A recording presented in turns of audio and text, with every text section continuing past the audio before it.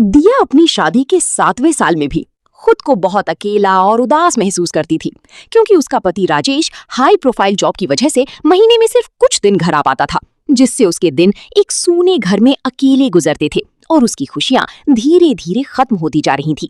घर की दीवारें जैसे खामोशी ओढ़े रहती थीं और हर कोना उसे उसकी तन्हाई का एहसास कराता था। कभी कभी वो बिना वजह ही घड़ी की टिक टिक सुनते हुए देर तक बैठी रहती, मानो वक्त भी उसके साथ रुक गया हो। वो रोज ऑफिस से लौटकर खाली घर में बैठ जाती थी और खिड़की से बाहर देखते हुए सोचती थी कि उसकी जिंदगी में कुछ नया और रोमांचक क्यों नहीं आता, जिससे उसका मन हमेशा भारी रहता था। सामने वाली सड़क पर लोगों की चहल पहल, बच्चों की हंसी और दूर से आती आवाजें उसे याद दिलाती थीं कि दुनिया कितनी जिंदा है, लेकिन उसकी अपनी दुनिया जैसे ठहर सी गई थी। वो कई बार अपने फोन को उठाकर फिर रख देती, जैसे किसी कॉल का इंतजार हो जो कभी आता ही नहीं। पड़ोस में रहने वाला 19 साल का कॉलेज स्टूडेंट मोहक हमेशा मुस्कुराता हुआ और मददगार नजर आता था, जिसकी वजह से दिया को उसकी बातों में एक अनोखी ताजगी महसूस होती थी। उसकी आंखों में एक सच्चाई थी और बातों में एक सादगी जो दिया को अनजाने में सुकून देती थी। जब भी वो सीढ़ियों पर या गेट के पास मिलता, उसकी हल्की सी मुस्कान दिया के दिन का सबसे अच्छा पल बन जाती। मोहक अपनी पढ़ाई के साथ साथ घर के छोटे काम भी संभालता था और उसकी ये जिम्मेदारी देखकर दिया को वो एक अच्छा और समझदार लड़का लगता था। कभी वो किराने का सामान उठाकर लाता, कभी अपनी माँ के लिए दवाइयाँ लेने जाता। उसकी हर छोटी कोशिश में एक परिपक्वता झलकती थी। दिया को उसमें वो अपनापन दिखने लगा था, जिसकी उसे लंबे समय से कमी महसूस हो रही थी। एक दिन दिया का पर्स रास्ते में खो गया। वो काफी परेशान थी, समझ नहीं पा रही थी क्या करे। तभी मोहक ने उसे ढूंढ कर लौटा दिया। उस पल दिया की परेशानी जैसे अचानक हल्की हो गई और उसने मुस्कुराते हुए मोहक को घर बुलाकर चाय पिलाई। उस दिन दोनों ने पहली बार थोड़ा खुलकर बात की। हल्की फुल्की बातें, कुछ सच्ची हंसी और बीच बीच में आई वो खामोशियां जो अजीब नहीं बल्कि सुकून देने वाली थीं। दिया को महसूस हुआ जैसे बहुत दिनों बाद उसने सच में दिल से मुस्कुराया हो। इस छोटी सी घटना के बाद मोहक का दिया के घर आना जाना धीरे धीरे बढ़ने लगा और दोनों की बातें अब पहले से ज्यादा दिलचस्प और गहरी होने लगीं। कभी किताबों पर चर्चा होती तो कभी जिंदगी के छोटे बड़े सवालों पर, और कभी बस यूं ही बिना किसी वजह के बातें चलती ही रहती। उन पलों में दिया को ऐसा महसूस होता था जैसे उसकी जिंदगी में फिर से रंग लौटने लगे हैं, जैसे वो धीरे धीरे फिर से जीना सीख रही हो, मगर इस बार सच्चाई के साथ और पूरे एहसास के साथ। दिया ने मोहक को अपनी शादी की सारी उदासी के बारे में बताया कि पति का घर पर ना रहना उसे कितना अकेला और बोर कर देता है। मोहक ने बड़ी गंभीरता से उसकी हर बात सुनी और सच में उसे समझा। उस दिन दिया पहली बार बिना रुके बोलती चली गई, जैसे उसके अंदर जमा हुआ सारा दर्द बाहर निकलना चाहता हो। मोहक बीच बीच में बस कहकर उसकी बातों को महसूस करता रहा और उसी पल दिया को लगा कि कोई सच में उसकी बात सुन रहा है, सिर्फ जवाब देने के लिए नहीं बल्कि समझने के लिए। मोहक ने भी अपनी कॉलेज की टेंशन और घर की छोटी मोटी मुश्किलों के बारे में खुलकर बताया, जिससे दिया को लगा कि कोई उसकी बातों को इतना ध्यान से सुन रहा है और बदले में अपने दिल की बातें भी साझा कर रहा है। दोनों के बीच अब एक ऐसा भरोसा बनने लगा था जिसमें कोई बनावट नहीं थी, बस सच्चाई थी और एक दूसरे के लिए अपनापन था। दोनों की रोज की बातें इतनी मजेदार होती थीं कि समय का पता ही नहीं चलता था और दिया को अब घर अकेला लगना बंद हो गया था। पहले जो शामें भारी लगती थीं, वही अब हल्की और खुशहाल लगने लगी। चाय के कप के साथ उनकी बातें कभी खत्म ही नहीं होती थीं, एक बात से दूसरी फिर तीसरी, जैसे वक्त भी उनके साथ बहने लगा हो। एक शाम दिया ने मोहक से धीरे से कहा, अब तो उनसे बात करना भी मुश्किल हो गया है, वो हमेशा काम में ही व्यस्त रहते हैं। उसकी आवाज में हल्की थकान थी और कहीं गहराई में एक अधूरापन भी। मोहक चुपचाप सुनता रहा। इस बार उसके चेहरे पर मुस्कान नहीं थी, बस एक समझ थी और हल्की सी चिंता। उसे दिया पर सच में दया आने लगी।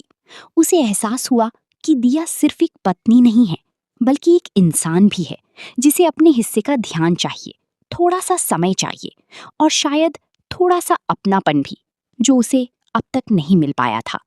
मोहक ने बहुत शांत और समझदारी से दिया से कहा, तुम अपने पति से खुलकर बात क्यों नहीं करती? जो महसूस करती हो वो सीधे कह दो। उसकी आवाज में सलाह कम और सच्ची परवाह ज्यादा थी। दिया कुछ पल चुप रही, फिर धीरे से सिर हिलाया। उसे लगा शायद अब वक्त आ गया है कि वो अपनी चुप्पी तोड़े और अपने रिश्ते को एक और मौका दे। उसके दिल का बोझ थोड़ा हल्का हुआ और कहीं अंदर एक छोटी सी हिम्मत भी जागी। धीरे धीरे इस दोस्ती में इतना इमोशन और जोश भर गया था कि दिया अब रोज मोहक के आने का बेसब्री से इंतजार करने लगी थी। घड़ी की हर टिक टिक अब उसे दरवाजे की आहट जैसी लगती थी और हर छोटी सी आवाज पर उसका ध्यान अपने आप दरवाजे की ओर चला जाता था। एक दिन जब मोहक घर पर नहीं था तो दिया खुद उसके घर चली गई। दरवाजा आधा खुला था और अंदर हल्की सी खामोशी थी। वहीं उसकी नजर पड़ी एक डायरी पर। दिया ने धीरे से उसे उठाया और पढ़ना शुरू किया। दिया की बातें सुनना और उसके साथ समय बिताना मुझे कितना अच्छा लगता है। हर शब्द में एक सच्चाई थी, एक मासूमियत थी, जिसे पढ़ते पढ़ते दिया का दिल भर आया। उसकी आंखों में खुशी के आंसू आ गए। उसे लगा जैसे उसकी जिंदगी में पहली बार कोई ऐसा आया है जिसने बिना किसी उम्मीद के उसे अपनाया है। थोड़ी देर बाद जब मोहक लौटा, दिया ने हल्की सी शरारत के साथ कहा, मैंने तुम्हारी डायरी पढ़ ली। मोहक पहले थोड़ा शर्मा गया, उसकी नजरें झुक गईं, लेकिन फिर दोनों अचानक जोर जोर से हंस पड़े। उस हंसी में कोई झिझक नहीं थी, बस एक साफ और सच्चा रिश्ता था। उसके बाद दोनों और करीब आ गए, लेकिन इस बार रिश्ते की दिशा बिल्कुल साफ थी। मोहक ने दिया को अपनी बड़ी बहन की तरह मानना शुरू कर दिया और उसके व्यवहार में एक सच्चा सम्मान दिखने लगा। उनके बीच का रिश्ता अब और भी साफ और मजबूत हो गया था, जहां ना कोई गलतफहमी थी, ना कोई छुपाव। दिया भी मोहक को अपना छोटा भाई समझने लगी थी और इस एहसास में उसे एक अलग सा सुकून मिलता था। दोनों के बीच अब एक बहुत प्यारा और भावनात्मक रिश्ता बन चुका था। उनकी बातचीत में अब सिर्फ हंसी नहीं, बल्कि जिम्मेदारी और मर्यादा भी जुड़ गई थी, और शायद यही बातें इस रिश्ते को और खास बना रही थीं। इस दोस्ती में इतना जोश था कि दोनों घंटों तक बातें करते और कभी बोर नहीं होते थे, बल्कि हर बार और ज्यादा बातें करने का मन करता था। हर दिन उनके लिए एक नई शुरुआत जैसा लगता था। लेकिन धीरे धीरे राजेश को भी दिया के व्यवहार में बदलाव नजर आने लगा। अब दिया फोन पर कम बात करती थी और राजेश के मन में हल्का सा शक पैदा होने लगा था। दूरी तो पहले से थी, लेकिन अब उस दूरी में सवाल भी जुड़ गए थे। एक दिन राजेश अचानक घर आ गया। उसने सीधे दिया से पूछा, तुम्हारा ध्यान आखिर है कहाँ? उस सवाल में सिर्फ शब्द नहीं थे, बल्कि एक बेचैनी और शक भी था। दिया घबरा गई, उसकी आवाज जैसे अंदर ही कहीं रुक गई। वो कुछ नहीं कह पाई। उस पल उसके चेहरे पर कई भाव एक साथ आ गए, डर, झिझक और एक अनकहा सच जो उसके अंदर कहीं गहराई में छुपा हुआ था। मोहक भी अब दिया से मिलने में थोड़ा हिचकिचाने लगा था। उसे लगने लगा था कि शायद राजेश को सब पता चल गया है।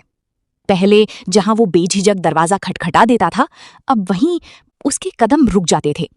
वो कुछ पल दरवाजे के सामने खड़ा रहता, फिर बिना खटखटाए वापस लौट जाता। उसके चेहरे की वो हल्की सी मुस्कान भी अब कहीं खोने लगी थी, जैसे अब वो हर बात सोच समझकर करने लगा हो। दिया बहुत उदास रहने लगी थी और अंदर ही अंदर काफी परेशान भी थी। एक दिन उसने धीमी आवाज में मोहक से कहा, तुम मेरी जिंदगी के सबसे अच्छे दोस्त बन गए हो, लेकिन अब दूर होते जा रहे हो। उसकी आवाज में एक हल्का सा डर था, जैसे वो फिर से उसी अकेलेपन में लौटने से घबरा रही हो। उसे लगने लगा था कि जो सहारा उसे मिला था वो भी अब उससे छिन रहा है।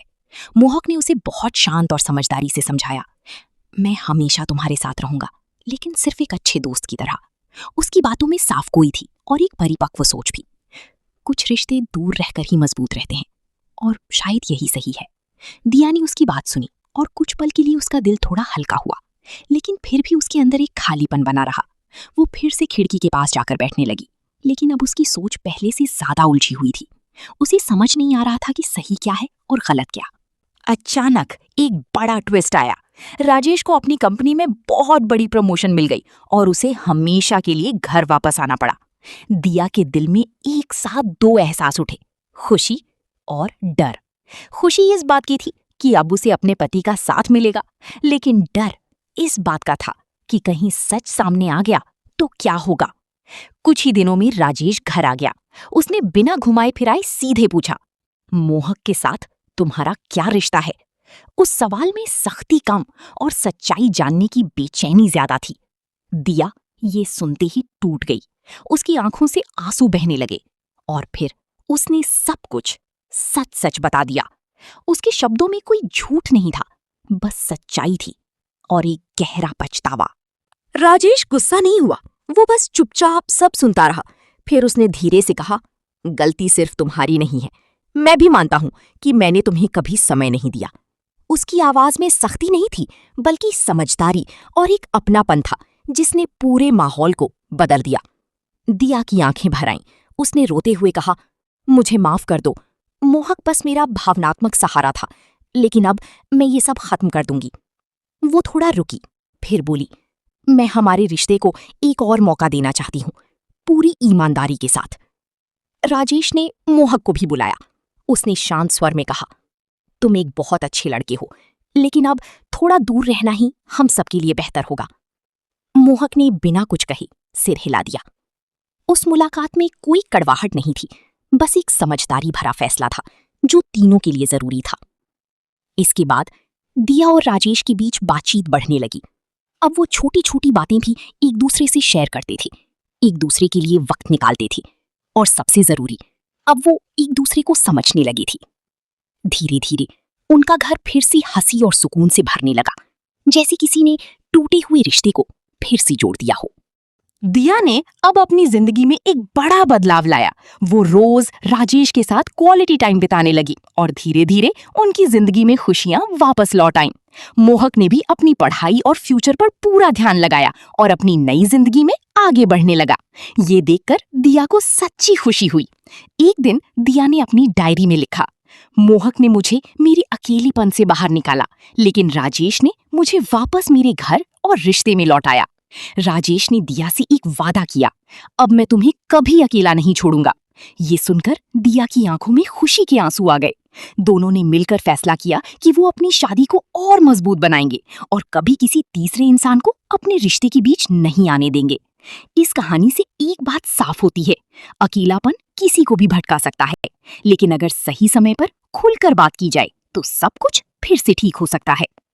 दिया आज भी कभी कभी मोहक को एक अच्छे दोस्त के रूप में याद करती है, लेकिन अब वो उसे सिर्फ अच्छी यादों के साथ याद करती है और इसी वजह से उसका मन शांत रहता है।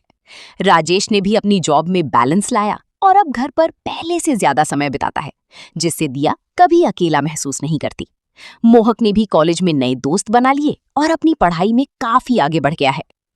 ये कहानी हमें सिखाती है कि हर रिश्ते में भावनात्मक सपोर्ट बहुत जरूरी होता है, लेकिन उसे सही दिशा में ले जाना उतना ही जरूरी होता है।